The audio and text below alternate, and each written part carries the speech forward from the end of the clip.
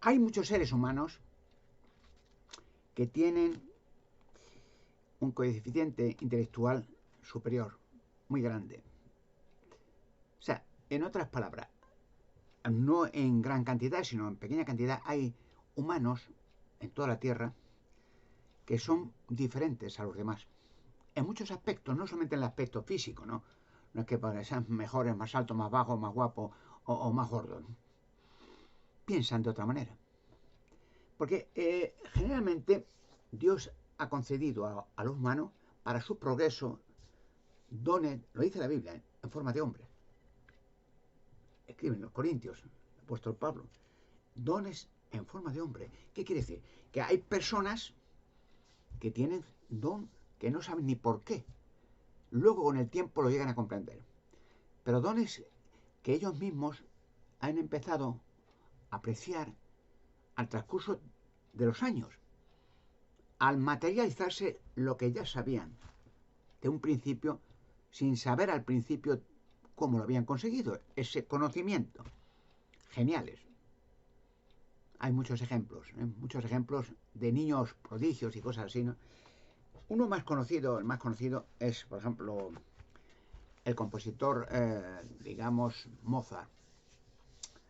Mozart, con una edad creo que 11 añitos, un pequeño, un niño, ya componía partituras para orquestas filarmónicas. O sea, orquestas filarmónicas, o sea, orquestas de maestros en cada instrumento musical, y las componía digamos, una partitura para una orquesta, para una música, una melodía, lo que quieras. Los que van en ese equipo, esa orquesta filarmónica, son todos maestros que han tenido que estudiar años para tocar un instrumento, o sea, manejarle, ¿no? No cualquiera.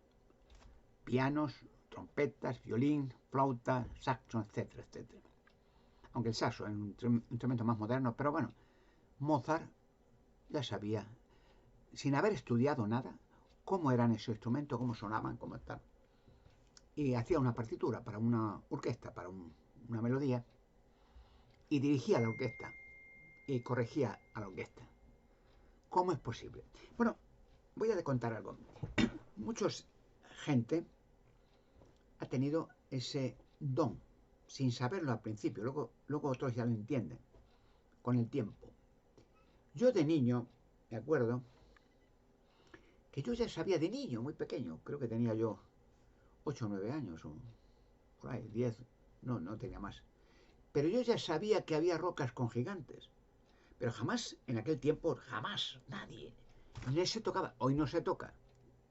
Salvo yo, que he sido el pionero de tocar las rocas con gigantes y eso, y lo que no se tocaba, jamás. No, esos gigantes, las películas, en las películas o revistas para niños, Pulgarcito y esas cosas, y los gigantes, Goliat y todo.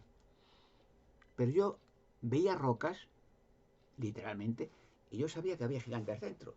Hasta yo concebía en las rocas que las hay código de barras, que son marcas para localizar esas rocas desde cualquier parte de la Tierra o del espacio.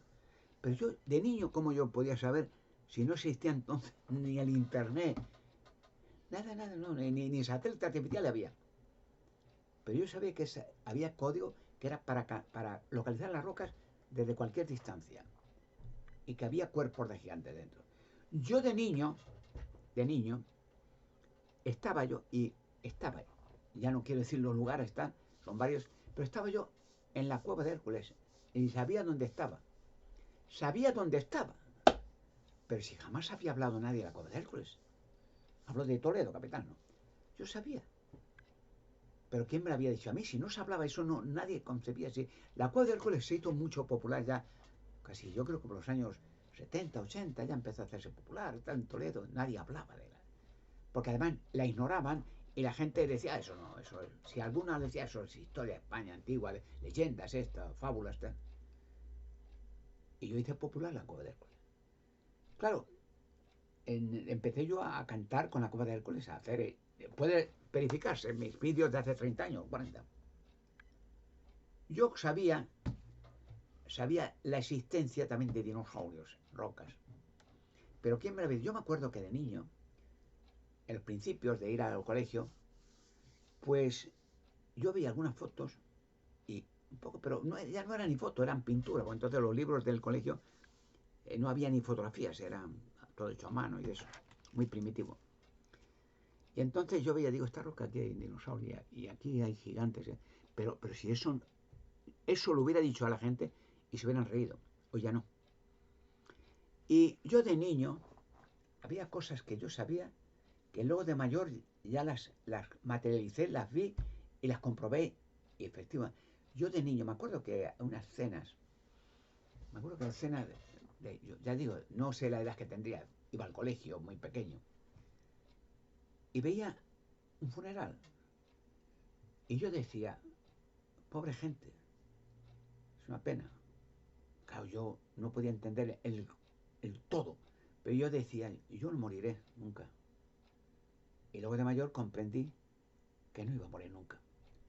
Y que los intentos, eso no miento, es verídico, de intentar asesinarme de diferentes personajes desde niño han sido incontables. Pero luego de mayor veía que todos los intentos que hacían, los que lo intentaban, caían todos, todos. Y no lograban su éxito final. Y que conste que yo he corrido aventuras muy arriesgadas, donde ya en algunas estuve a punto de perecer, como un salto de paracaídas, que no se me abrió el paracaídas. Pero luego se abrió, o le abrí, en un salto de apertura manual. Era deportivo, luego, bueno, militar también salté más de 100 veces de paracaídas, diferentes aviones. He, he descubierto a lo largo de la historia montones de cosas, pero consta una cosa que yo ya lo sabía. ¿Cómo puede ser eso? La gente puede preguntar, ¿cómo puede ser eso? Porque la gente no puede entender que el cerebro humano es una máquina perfecta. Lo que pasa es que la perfección se perdió por Adán y Eva. La humanidad empezó a degenerar el organismo y el cerebro también. Y no funciona. Tenemos billones de neuronas vacías, billones, con el propósito, al hacer Dios al ser humano, Adán y Eva, de que el cerebro humano tenga una capacidad de obtener información y grabarla por la eternidad. Porque estamos hechos para la eternidad. Yo recuerdo que un ejemplo de los que pongo, hay muchos en la Biblia, en la Sagrada Escritura, en el libro de Dios, la Biblia, que un ejemplo de lo que estoy diciendo es José. Era un hijo del patriarca Jacob, cuando no existía el pueblo de Israel ni nada de esto, ¿no? Sino que ya Jacob era hijo, descendiente de Isaac, hijo a su vez de Abraham, el patriarca Abraham, etc. Y Jacob tuvo los 12 hijos que luego llegaron a ser cada uno de los hijos de Jacob, tribus del pueblo de Israel, cuando Dios, por medio de Moisés, sacó libertad con medio de milagros a los israelitas de la esclavitud de Egipto y formó el pueblo de Dios. José, antes de aquello, mucho antes, siglos antes, ya tenía la capacidad de ver cosas, de niño. Recuerda que decía que había visto, le contaron los hermanos, que eran entonces pastores todos, ¿no? Cuidaban ovejas, cabras y cosas así. Y entonces le decía a su hermano que había visto que él era sí, como el sol, que los hermanos la adoraban y tal, y se reían de él. Decía, pero que ya quiere ser como Dios, que lo vamos a adorar, nosotros su criado, y le burlaban hasta él. De hecho, le odiaban tanto que luego, la Biblia lo dice, ¿no? Le querían matar. Era su hermano, pequeño, el hijo predilecto del patriarca Jacob. Pero luego dijo, uno hermano Rubén, tal, era mayor, dice, no le matemos, le vendemos mejor. Le daba pena, un niño pequeño, y le vendieron a los ismaelitas, que eran entonces traficantes de esclavos y cosas, y le vendieron a su vez a los egipcios. Y un egipcio le compró, era un comercio como comprar un burro, una oveja, ¿no? Le compró para ser criado en su casa. Potifar se llamaba, que era un oficial del faraón. Entonces, y él conoce el relato. La mujer de Potifar le quiso extraviar, que se acostara con ella, y le metieron en la cárcel. Y entonces el hombre, José, tenía esa promisión, podía ver cosas, saber cosas. Y entonces uno de los que estaban encarcelados, que era el copero del rey, ¿no? Ya le contó, este tiene un sueño, tal, que yo servía al rey, no sé qué, con una copa, que con uvas y tal. Un sueño que tenía. Dice, mira, tú serás copero del rey. Otra vez. No, pero ¿qué me han hecho en la cárcel? Te pondrán en libertad. Solamente le dijo, pero acuérdate de mí, que estoy en la cárcel, ¿no? Cuando seas copero del rey. Tal. Y otro, que estaba en la cárcel, dijo, mira, yo he soñado esto, que veía que había unos panes, venían unos cuervos, se lo comían y tal. Dice, bueno, en unos días te van a colgar. Dice, significa que tú te van a colgar. Y en unos días después lo colgaron. Cuando llegó al faraón, el copero y tal, le dice, mire, el faraón tuvo unos sueños, que veía siete vacas gordas, que se comían a 7 vacas flacas en el río Nilo. Y dice, y luego otros sueños 7 espigas muy delgadas, que luego se comían otras 7 espigas de trigo muy gordas. Y, y pidió información a los videntes del faraón y a aquellos sabios, ni idea. Y entonces el copero le dijo, mira, hay un señor que ahora me acuerdo que estuvo en la cárcel conmigo hace un par de años. Dice y es evidente, es un hombre que tiene uno, y adivina lo que uno va a soñar, que le suelten. Y le soltaron y le interpretó al faraón el sueño. Y mire, faraón, usted ha soñado esto. Sí, eso. ¿Y qué significa? Pues ha soñado, significa que dentro de estos próximos 7 años va a haber superabundancia de trigo en todo Egipto, mucho trigo por más. Y luego vendrán otros 7 años y vendrá 7 años de pobreza, seco todo, no va a crecer nada. Y dice, ahí va, ¿y ahora qué podemos hacer? Y dice, yo le doy una idea. Y dice, en estos 7 años primero, usted coja y almacene lo que pueda, mucho. O sea, no lo tire, porque muchas veces, en la actualidad, muchas veces en las frutas hay años de mucha naranja, la tiran, para que el precio no baje. O de tomate, lo tiran. Toneladas, tomate bueno, fresco. O no lo recogen, que lo recojan cualquiera o se lo coman los animales. En Egipto pasó eso. 7 años de gran abundancia y 7 años de pobreza. Y dijo, usted guarde lo que tenga en grandeza, almacénelo. Y cuando venga la pobreza, lo vende. Y efectivamente pasó aquello y se hizo multimillonario el faraón, porque vendió a todas las naciones que estaban en todo Egipto, todo el territorio gigantesco, con hambre. Venía el faraón y el faraón les vendía trigo, o cebada, o arroz, o grano, de maíz, lo que fuera. Y le dijo, tú vas a ser el segundo. Y le hizo el segundo en el poder de Egipto. Pasó algo semejante también, otro vidente igual, que tenía ese don, Daniel en Babilonia, la misma operación, la misma, que había sueños en Nabucodonosor, que había una estatua grande, que de oro la cabeza, de los brazos de plata, el pecho de cobre, las piernas de hierro, y los pies de hierro y barro y tal. Y nadie se respetaba. Y Daniel, que era un esclavo, entonces le dijo, mire, a Nabucodonosor, rey de Babilonia, mire, esto significa un poder, potencias mundiales. La última 7 potencias, la última será de hierro y barro, los pies, y a barro húmedo además. Y una piedra muy grande, que no cortada con manos humanas, pegará a los pies y se derrumbará la estatua. Y el viento se llevará todo. Y dice, muy bien, ese es el sueño. Y le hizo el segundo en Babilonia. Son ejemplos que le he puesto, hay mucho más en la Biblia. ¿Qué significa? Que yo de niño, lo tengo más acrecentado cada día, tenía ese don, gracias a Dios. Y yo podía percibir cosas que luego han sucedido, muchas. Pero claro, la gente no tiene esa capacidad, lo cual se asombra de que todo el trasfondo del mundo ha sido una mentira. O sea, todo lo que se ha escrito de historia, de no sé qué, de las batallas, de no sé qué, mentira. Porque siempre ocurre el hecho de que el ganador es el que escribe la historia, el perdedor no. Entonces la historia ha sido transversada, y la evolución, el hombre mono, millones de años, un Big Bang que viene y el universo de una bola de fuego empieza. Nada. Y yo tenía ya de niño la visión clara de lo que iba a pasar y lo que estaba pasando, porque era un don. Yo no lo entendía, luego ya lo entendí, con el tiempo lo entendí. El conocimiento, la amplitud, la experiencia y sobre todo el estudio de la escritura, como ya ahora entiendo. No soy superior de ningún ser humano, solo el don.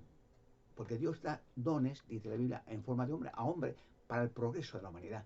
A un experto en pintura, genio, otro en el arte, otro en las matemáticas, Cervantes en la literatura clásica española, Gauguin o Toulouse, Rembrandt, Picasso, pintura, en arte, matemáticas, Einstein, Nikola Tesla, dones que no son iguales que los hombres porque tienen el cerebro preparado para ayudar a la humanidad como maestros, y Jesucristo el don de los dones.